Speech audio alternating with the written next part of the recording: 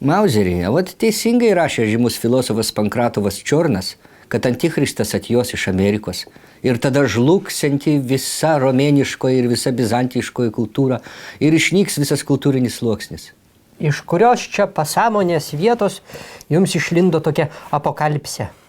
Iš interneto. Pavyzdžiui, rašo, kad Amerikoje sukurta fūra, kuri važiuos be vairuotojo. Ir ne šiaip sau koks prototipas, o tikriausias, dideliausias sunkvežimis, katras vežios Nevadoj važinės ir vežios krūtinėlės vištos iš mirties slėnio į Didįjį kanjoną. O aš tai čia matau ne apokalipsę, o pažangą.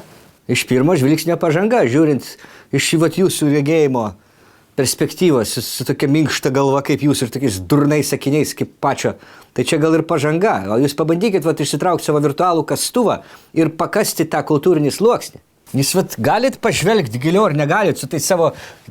Nelieskit. Nu ir ką aš ten pamatysiu, a?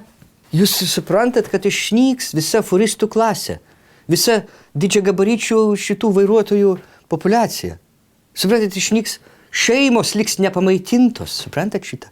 Kur eis visi tie dory, dideliais pilvais smirdantis plento tanklaivių kapitonai? Jūs apie tai pagalvojot, jūs išgama, jūs besislepiant į popelės kaukę, patyčių kultūros dainiau. Ir jūs sakot pažanga. Nu, žmonės susiras kitą darbą. Ar jie bus laimingi? Ar kitam darbė jo lauks Lenkijos pakeliai Rumunijos čigonė su tinkliniam kojiniam? Ar jis turės kur parduoti belarusišką dizelį? Ar išgirsime dar kada nors mes Kelte, Klaipėda, Zadnica, linksmą žvalų furistų klegėsi? Ar įvyks paryčiai susistumdymas ketvirtajame denyje? Ar duos švedų policininkas papūsti ryte išvažiuojant iš kelto?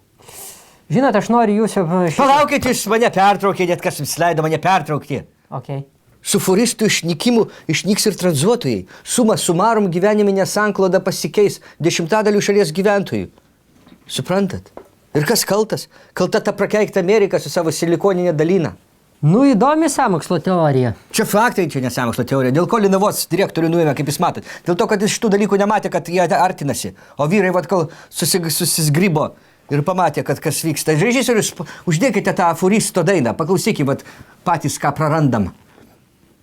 Ох, скажу тебе, Русь, ты вчера напилась и забылась, и не бойся, не трусь, а признайся, что погорячилась.